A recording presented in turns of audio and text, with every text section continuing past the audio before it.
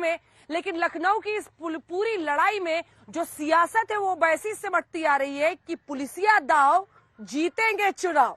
आखिर हम ये क्यों कह रहे हैं? क्योंकि लड़ाई उत्तर प्रदेश की बड़ी दिलचस्प होती चली जा रही है। अब देखिए ना, बीजेपी एक के बाद एक वरिष्ठ पुलिस अधिकारियों को भारतीय जनता पार्टी की तरफ से टिकट देकर चुनावी मैदान में उतार रही है। आईजी कन्नौज थे असीम अरुण, अब वो बीजेपी के उम्मीदवार हैं। कानपुर के वो आईजी थे और अब वो उम्मीदवार है कन्नौज से। एक और अधिकारी जॉइंट डायरेक्टर ईडी के रहे राजेश्वर सिंह, अब वो चुनावी मैदान में है लखनऊ की सरोजनी नगर सीट से। तो आप समझ गए होंगे लड़ाई कितनी दिलचस्प है। अब सवाल यही पूछा जा रहा है कि क्या ये योगी का चुनावी दांव है, पुलिसिया दांव है? ये सवाल इसलिए क्योंकि आईजी कानपुर रहे आईपीएस अधिकारी असीम अरुण ने अखिलेश सरकार पर गंभीर आरोप लगा दिया है।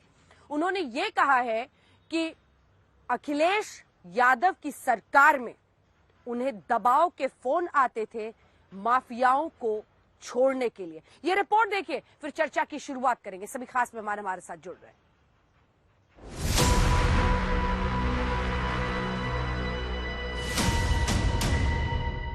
चट मंगनी और पट ब्याह की कहावत तो आपने खूब सुनी होगी, लेकिन राजेश्वर सिंह के मामले में आप इसे बेहतर ढंग से समझ सकते हैं। 24 घंटे पहले तक ईडी के बड़े अधिकारी थे और वीआरएस मंजूर होने का इंतजार कर रहे थे। फिर चट वीआरएस को मंजूरी मिली और पट बीजेपी ने लखनऊ की सरोजनी नगर विधानसभा सीट से टिकट थमा दिया। पार्टी ने टिकट डिक्लेयर किया। पार्टी का बहुत बहुत आभार, बहुत बहुत धन्यवाद और बहुत अच्छा लग रहा है। पार्टी की विचारधारा को हमें आगे लेके जाना है। भारतीय जनता पार्टी की विचारधारा ही देश का भविष्य है, इसको हमें आगे और बढ़ाना है।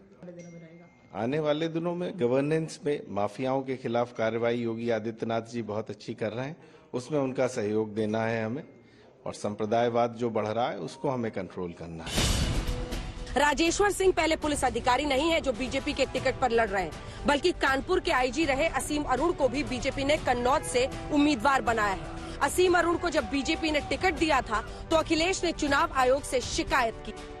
जो अधिकारी, मैं चुनाव आयोग से इस बात की शिकायत करूंगा कि पिछले 5 साल में असीम अरुण के साथ जो अधिकारी लगातार ड्यूटी पे रहे हैं, लगातार जिन जिन अधिकारियों को ड्यूटी पर अपने साथ लेकर के गए, पूरे 5 साल के नौकरी के कार्यकाल में देख करके जो लगातार उनके साथ रहे हैं उनको भी हटाया जाए। मेरा लोक सेवा में आने का मतलब केवल यही है कि मैं अपने सिद्धांतों के साथ चलूं। मेरे पिताजी ने ईमानदारी की राह पे चलने का एक मापदंड स्थापित किया, मैंने भी कोशिश की मैं उसी राह पे चलूं। आज जब मैं लोक सेवा में हूं तो क्या मैं चाहूंगा कि वो विशेषण मेरे नाम के आगे से हट जाए? नहीं, तो फिर आने का फायदा क्या हुआ? तो वो सिद्धांत रहेंगे।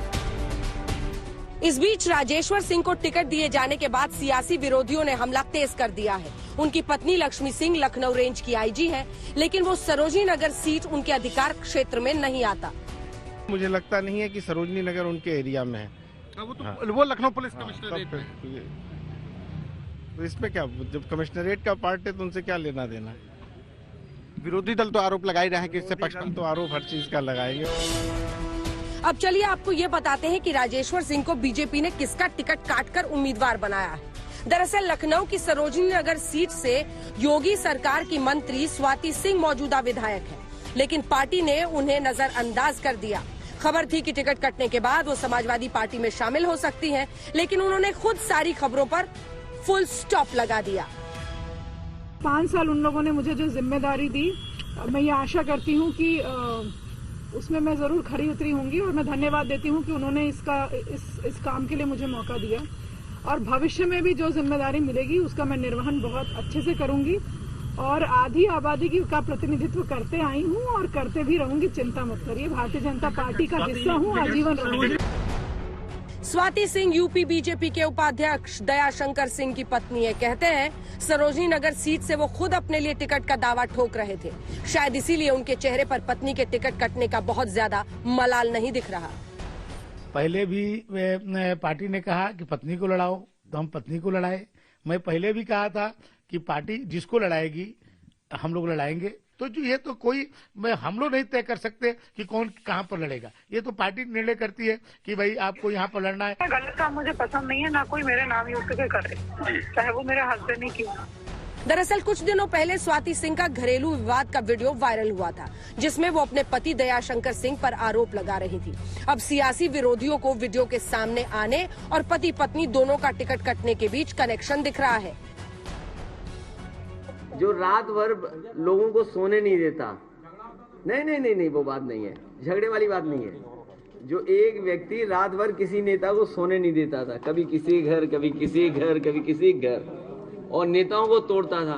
भाई बीजेपी के लोग बताएं, पति पत्नी को क्यों घर बैठा दिया? कम से कम दोनों की मिलाप करा दें आप। उधर हाल ही में पार्टी में शामिल होने वाली मुलायम की छोटी बहू को भी बीजेपी ने झटका दिया है। जिस लखनऊ कैंट से चुनाव लड़ने की हसरत से अपर्णा ने बीजेपी की राह पकड़ी थी, वहां से बीजेपी ने कानून मंत्री ब्रजेश पाठक को उतार दिया।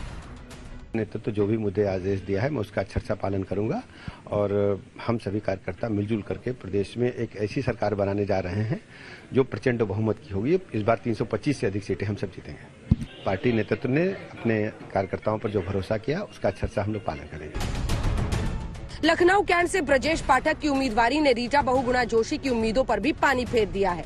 उन्होंने इस सीट से अपने बेटे के लिए टिकट की मांग की थी और बदले में अपनी लोकसभा सीट तक छोड़ने के लिए तैयार थी। ये विषय आया तो मैंने कहा कि अगर ऐसे ही है तो मैं अभी भी रिजाइन कर सकती हूँ, क्योंकि मैं जब 2024 नहीं लड़ना मुझे, तो मैं 2022 में भी सीट खाली कर सकती हूँ।